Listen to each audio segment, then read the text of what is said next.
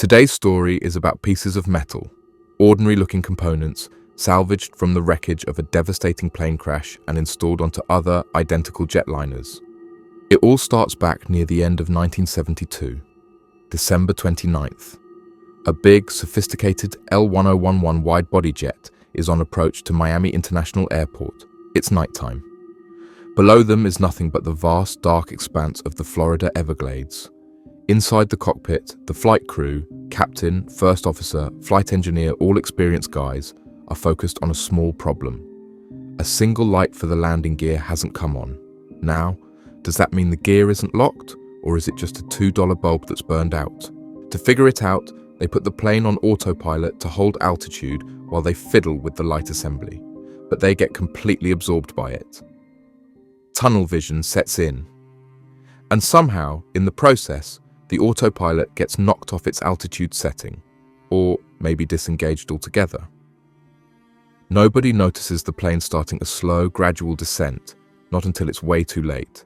Flying in near pitch-black darkness over the swamp, the massive jet hits the ground at over 200 miles per hour. The impact is tremendous. The aircraft basically disintegrates. Wreckage, fuel, and sadly, people are scattered across miles of the dark, watery wilderness.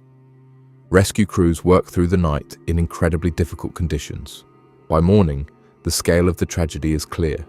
101 people lost their lives out of the 176 on board. Among the dead are the captain and the flight engineer, the two men who were trying to fix that little light bulb.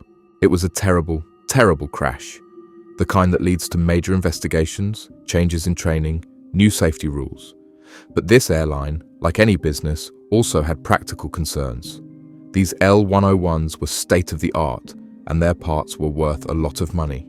Investigators found that amidst the destruction, some complex components, galley ovens, avionics systems, structural pieces, were actually okay, undamaged, functional. So, the decision was made to salvage these usable parts. They were recovered, meticulously inspected, certified as airworthy, and then installed as needed onto other L-1011s in the airline's fleet. Totally standard procedure. Usually it's just nuts and bolts, wires and metal, but maybe this time those parts weren't entirely inanimate.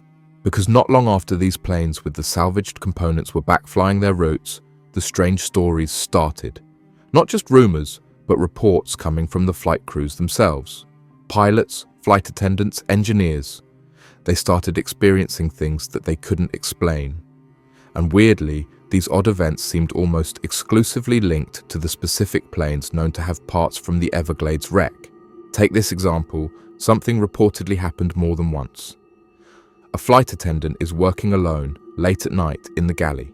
She catches a glimpse in the reflection of a shiny metal surface. An oven door, maybe. And she sees a face looking back. A man's face. Pale, looking concerned, right there behind her. She spins around instantly. Nobody. The galley's empty.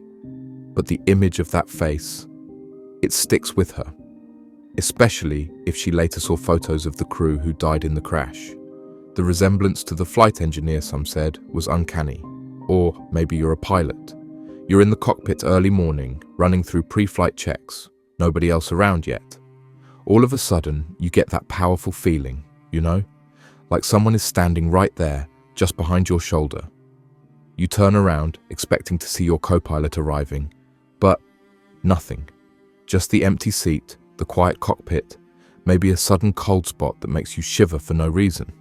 The stories kept coming, and they got more specific. It wasn't just feelings or reflections. Crews reported actually seeing figures. Sometimes it was a man in a captain's uniform, just sitting quietly in an empty observer's seat in the cockpit, or even in an empty first-class seat, visible one moment and gone the next. He apparently never spoke, just watched. The other figure people repeatedly described seeing was the flight engineer from the crashed plane. His appearances sounded even stranger, sometimes seeming almost helpful in a creepy way. Flight engineers working on the planes with the salvaged parts talked about seeing him standing near their panel, occasionally pointing towards certain dials or switches. There's one famous story where an engineer claimed the apparition warned him about an electrical issue before any warning lights came on. Another time, the ghostly engineer was reportedly seen staring intently at a galley oven right before it started to smoke, maybe preventing a fire. You have to wonder, right? Warnings from the other side, and apparently these weren't just fleeting glimpses. According to the accounts, some captains had brief conversations with men they assumed were other pilots just catching a ride, only to realize later that no such person was listed on the flight manifest, and the description matched the dead captain from the Everglades crash. Flight attendants mentioned feeling cold spots, hearing faint whispers of their names in empty cabins. Understandably, the crews flying these particular planes started getting spooked. It apparently got to the point where some seasoned professionals tried to avoid bidding for trips on those specific aircraft. Eventually, the sheer number of these reports coming from reliable people apparently became too much for the airline's management to just brush off, even though they never publicly admitted anything strange was happening. Word got around that they did some kind of quiet, internal check, collecting these eerily similar stories. And the one constant factor, the thing that tied all these unsettling events together, was always the presence of those parts salvaged from the plane that crashed in the swamp. So, the story goes, a decision was finally made, likely kept very quiet. Maintenance crews were supposedly instructed to identify and systematically remove all traceable components from the Everglades wreck out of the active fleet, replace them with new stock, close the book on it. And here's the kicker. After this was supposedly done, the reports of strange sightings, the ghostly figures, the weird malfunctions, they dramatically decreased. They seemed to just fade away. So, what was really going on aboard those L-1011s back in the 70s? Was it just the psychological aftermath of a terrible tragedy playing out? Stress combined with rumors creating shared experiences?